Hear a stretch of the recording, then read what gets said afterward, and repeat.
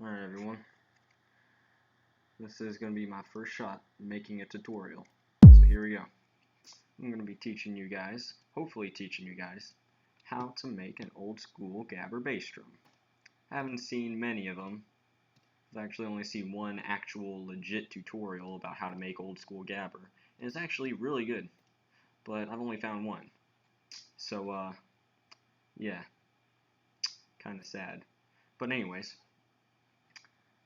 what I find to do to make a really easy Gabber bass drum, old school Gabber, I have to say that because even though I say Gabber, many people might think that might be talking about modern hardcore, but I'm talking about the old school stuff right now. So what I'm going to do here is I'm not going to do a usual tutorial where I already have the bass drum set up. I'm going to make one, and while I'm making one, I'm going to like commentate about what I'm doing. So here we go. So what I did was I took an FPC2 Kick, put it on here. Sounds like this. What I'm going to do is I'm going to distort it 2 times. I'm going to put the preamp all the way up on one of them. Sounds like this now. Now what I'm going to do, I'm going to turn the in to about 23%, normalize it. Sounds like that now. I'm going to take a limiter, set it to about 80%. That will make it sound more airy and more floaty, I guess. I like that sound. Then what we're going to do, what do we do next? Let me think. Let's get an EQ. Need the mid. You always need the mid. Never forget the mid for bass drums.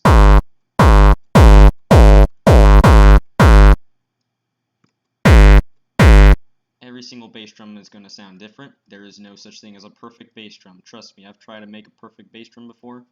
Your definition of a perfect bass drum changes every single day. One day you're going to be in the mood to make a happy bass drum. One day you're going to be in the mood to make a really angry, rebellious one. It's whatever you're feeling right now. Right now I'm feeling of making a silly, fun one.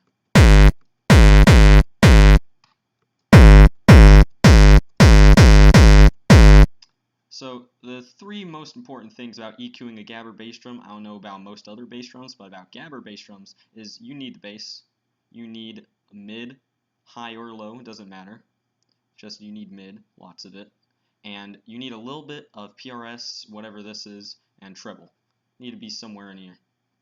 But don't ever get too much treble, and don't ever get too much bass. So it's a good idea to put these 2 down so that it doesn't overlap whatever sounds.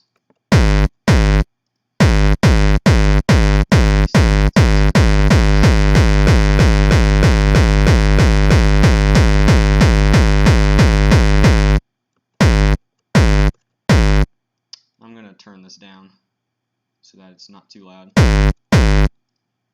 Also going to turn the limiter down. Okay. Sounds okay now. Now what we're going to do, what do we do next? Sometimes you can add a reverb to it. Sometimes making a reverb makes it sound a little bit more spacey, I guess. I don't know the words for this, but you can hear it. Of course, you're going to need to turn the decay down a lot to like 0.2.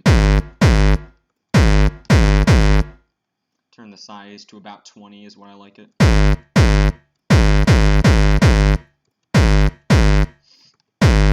Turn the high cut really up. For this specific bass drum, I'm not going to do this, but maybe in a later video where I discuss more advanced bass drums, I can use a reverb. But for now, I'm not feeling reverb, so I'm going to go without it. What I am going to do is get, let me see, got so many plugins. I'm going to get a saturation knob. Or what I like to do with saturation knobs, you use this for basically every single bass drum that you use, whether it be old school or new school. You're going to use saturation knobs. I like to turn my saturation knob to about 0.8. Turn this to 90% on the mixer. Gives it more of a vibrating feeling, like you're breaking the room or something. I like that. And then I guess all that's left is get an effector. What I like about effectors is that they have a VOX thing here. I don't know if this is really how you make bass drums, but this is how I make a bass drum. What I do is I like to get the VOX, turn it all the way down to like 5% on the mixer, because it gets pretty loud. Gives it more of that jaw-dropping sound, like the Let me get some more of that.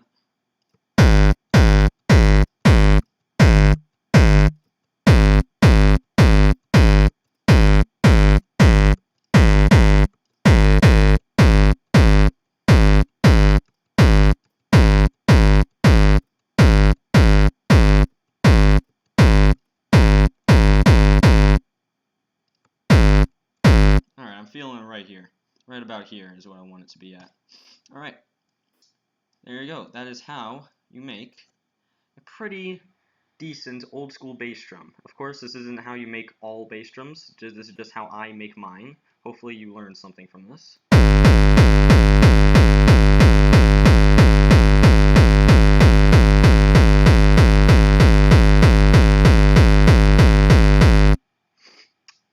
And maybe if this video gets a lot of views and stuff, maybe I'll make an advanced tutorial, because this is just how you make a really cheesy and really free Gabber bass drum. I know lots of ways to make more advanced bass drums, like with Microtonic here. Microtonic is a program that you have to pay about $100 or $200 for, I forget, but not cheap. And but this bass drum's free. So if you ever want to make a free Gabber bass drum, and you want it to sound like my type of bass drum for some strange reason, then here you go. Here's how it works. I'll see you guys later, maybe.